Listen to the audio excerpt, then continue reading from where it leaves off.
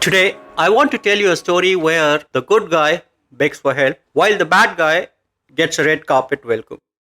And the world cheers for peace. The world cheers for a peace between the good guy and the bad guy. However, to me, it smells like a surrender.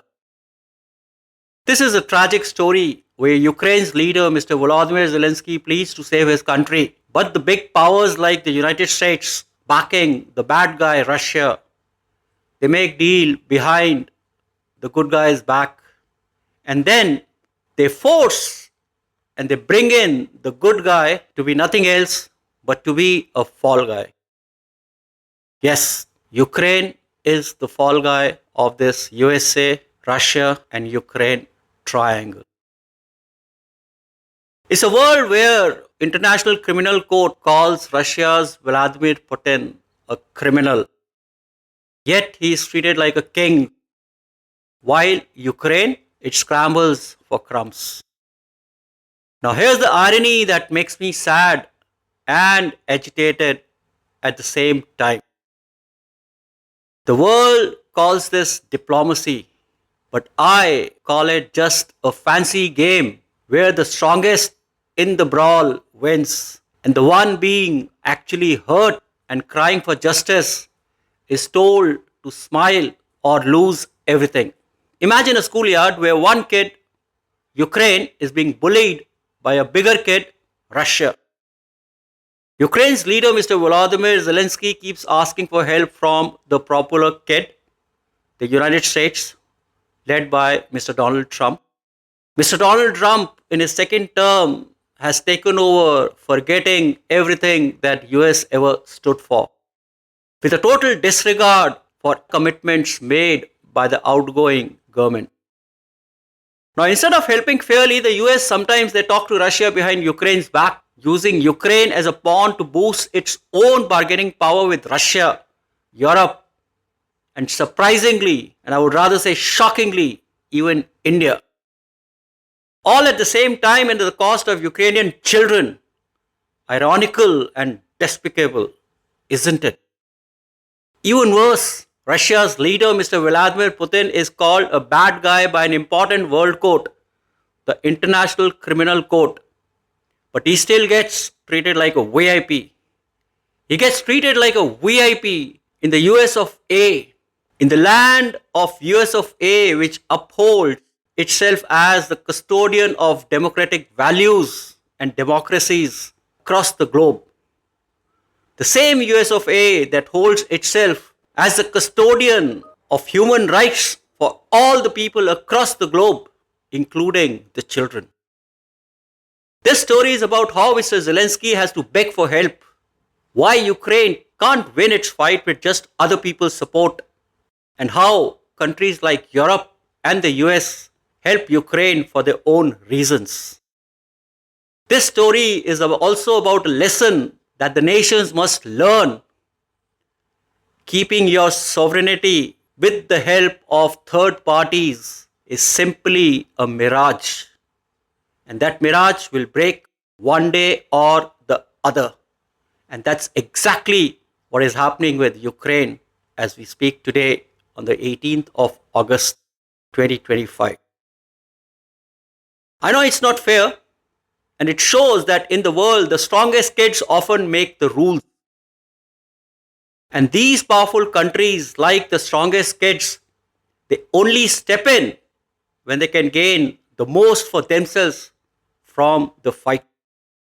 Mr. Zelenskyy is like a kid who was pushed into a fight for NATO gains and now is being pushed into a situation begging for a backup in a tough fight which Europe and US did not sign up for in the first place.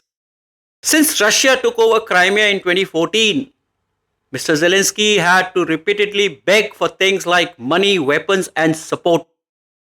But sometimes he is left out of big talks, making him beg even harder. And here are some examples. Just after Mr. Trump took over in January 2025, in February 2025, earlier this year, Mr. Trump stopped giving Ukraine weapons. Mr. Zelenskyy went on TV and said, We can't win without help. And he visited US in Washington, and Mr. Trump and Mr. Zelensky had a big argument, big showdown in front of the press. Remember?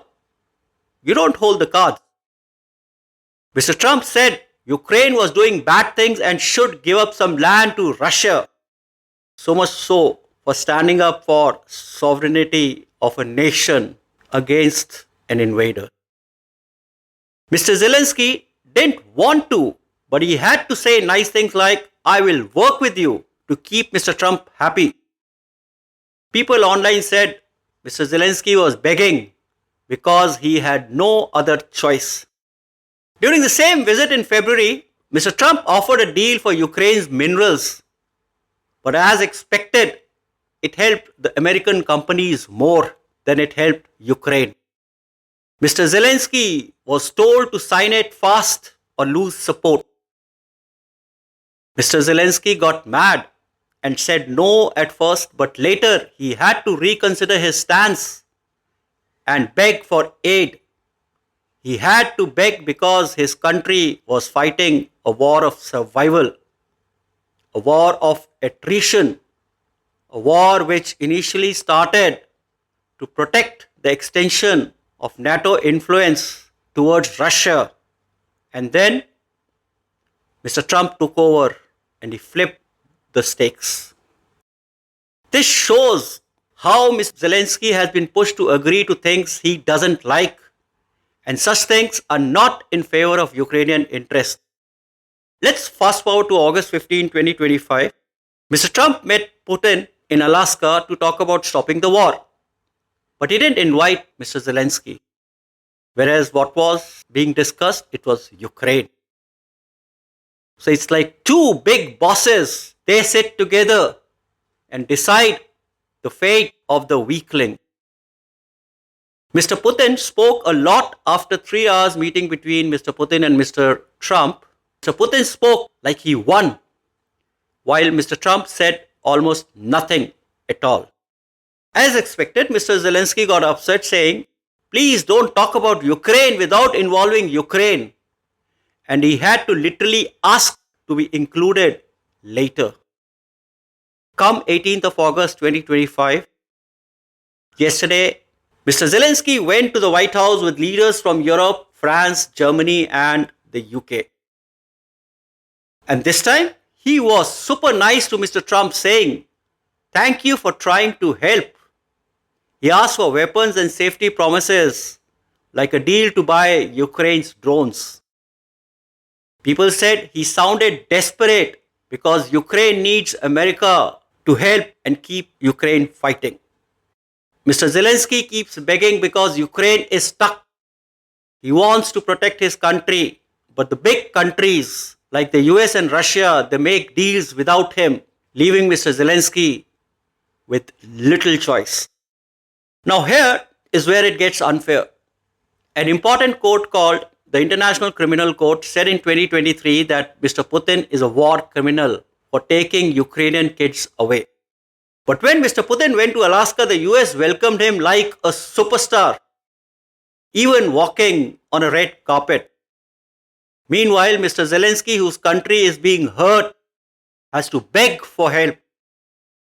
It's like the bully getting a prize, while the kid being bullied has to go on its knees and ask for friends.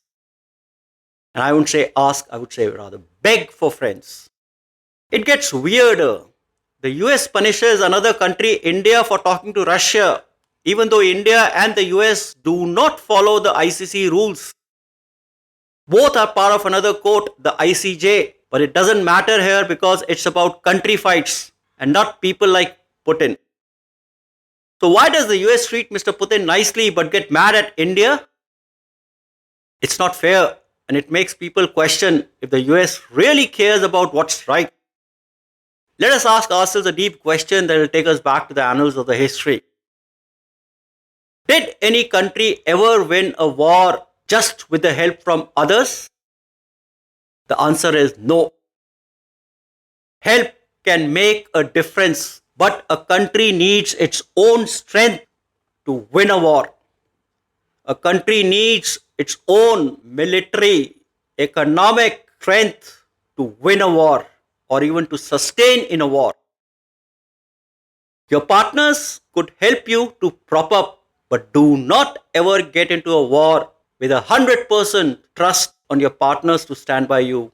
And that's the price which Ukraine is paying today. Ukraine has surely got some land back like Kherson with the help of its partners, but it can't win everything because it depends so much on others. People online say if the help stops, Ukraine might lose big, with lots of people leaving and Europe getting messy.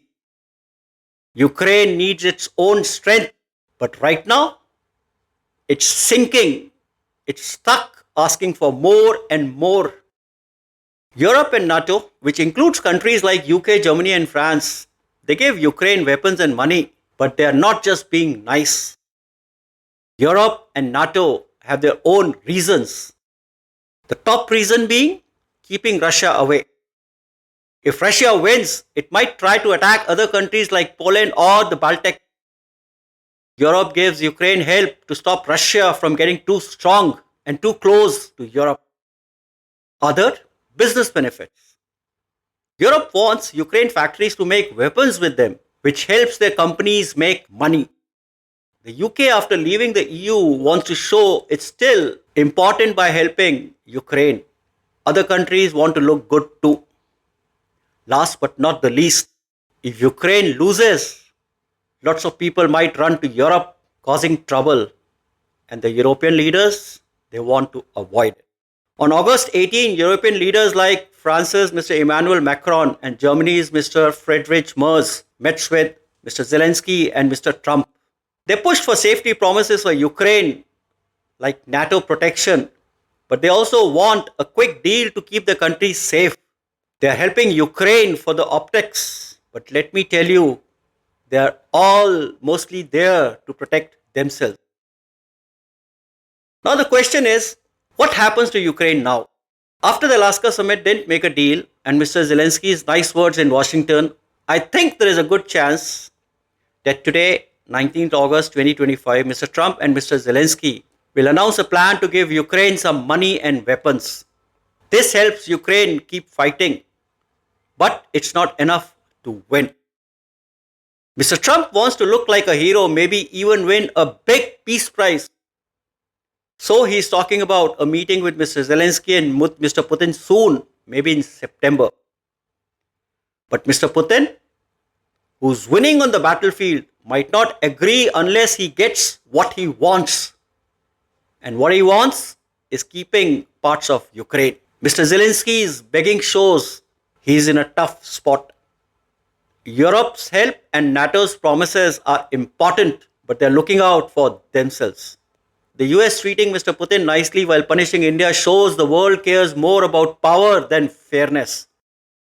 Ukraine might lose 20 to 30% of its land if it has to sign a deal made by Mr. Trump and Mr. Putin.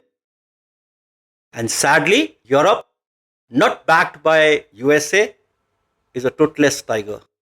This makes me wonder, why does the good guy has to beg while the bad guy gets respect? It's a sad lesson of life that the strongest often win, no matter who's right. This is the world today. This story teaches us a sad but important lesson. In the world, the strongest often win, even if they are wrong. Mr. Zelenskyy, trying to save Ukraine, has to beg, while Mr. Putin, called a war criminal, gets respect. Countries like the US and Europe help, but only when it suits their purpose. This shows us that fairness isn't guaranteed. People and countries with power make the rules. The rules are not for the ones who are in the power. The rules are for the ones who are weak.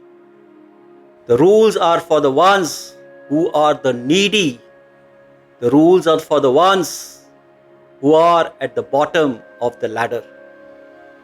To make things better, We need to work for a world where everyone's voice matters, not just the strongest. Can the world be fairer? Should the leaders work together so no one has to beg? These questions are important for everyone because a world where might is right hurts us all in the end.